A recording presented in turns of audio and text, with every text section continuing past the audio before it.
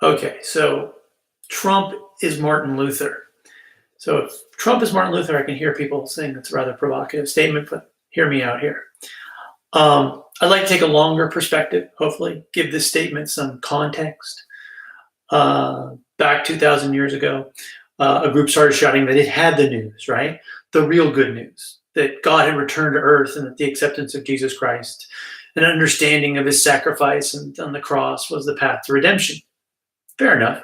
And by 400 AD, when Constantine made Christianity the religion of Rome, and hence the Western world, these purveyors of the faith had a hegemony on the good news.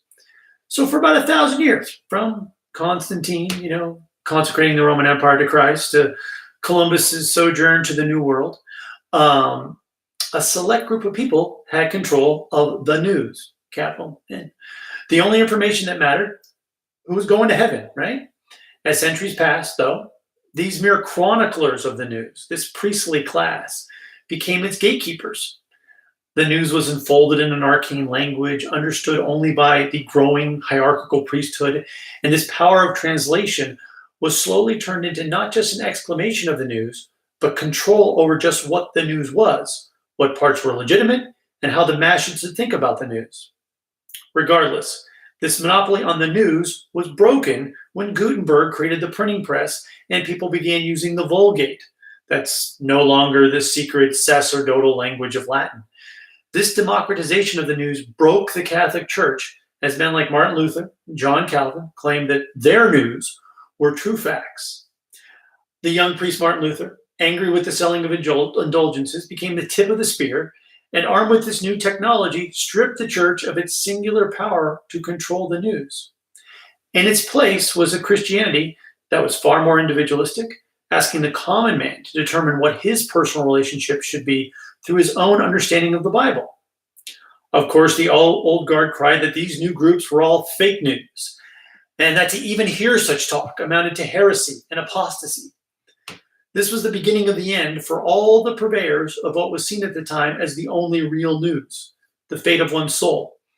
But, and there's the dog pushing open the door again. It's like, oh, that's a little dog. Can't see the little dog. Anyway, harnessing Gutenberg and a newly literate West, the press became the new clergy.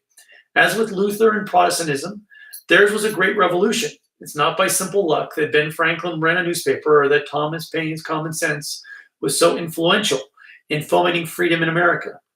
These new garnerers of facts grew in power and even performed a trick that had eluded their forebears.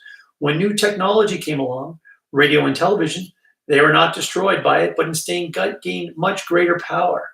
The pinnacle of that power could be seen in the week-long reporting that Walter Cronkite did when he visited Vietnam and called the war there unwinnable. And President Johnson was quick to lament that if I've lost Cronkite, I've lost Middle America. Couple that with journalism's holy moment at Watergate, and you had the beginning of a new elite cadre of folks guarding the new version of the news, now far more secular, but imbued with a certain transformative, progressive spirituality. There goes the dog. Thank you for coming in, walking around, checking things out. In other words, Watergate only further emboldened this caste by giving them the mantle of righteousness and a sort of truth that was wielded for a professed holy mission. Now television, the new printing press, had its priesthood, and like their Benedictine brethren of old, they became corrupted by the power. At some point, I think this is crucial, the media went from covering the news to deciding what was news to determining what the masses should think about their news. Paralleling this rapid technological changes that have eclipsed everything in the modern world, it took only about 50 years for the new holders of the news to be dethroned. In other words, the internet burned it all down. The net empowered everyone. Like Martin Luther's new Bible, now the folks could decide for themselves what and who they believed about the news. And here we go with the plot twist. Spoiler alert. Ironically, Donald Trump is the new Martin Luther. I know, two people could not be more different, but both did have big families and had a certain vulgar sensibility, believe it or not. Nevertheless, the parallels are there. Martin Luther did not create the printing press, nor the Vulgate, but he nailed his 95 Theses to the door in Wittenberg, calling out the corruption of Catholicism. And Donald Trump didn't create the internet. That was Al Gore. But the Donald bangs out 95 tweets in a week, calling the media fake news and other supposed vulgarities. I know I hear many say, but Donald Trump is so wrong. So input your favorite epithet. Well, they said far worse about Martin Luther, okay, the spawn of Satan, and many other, disparagements.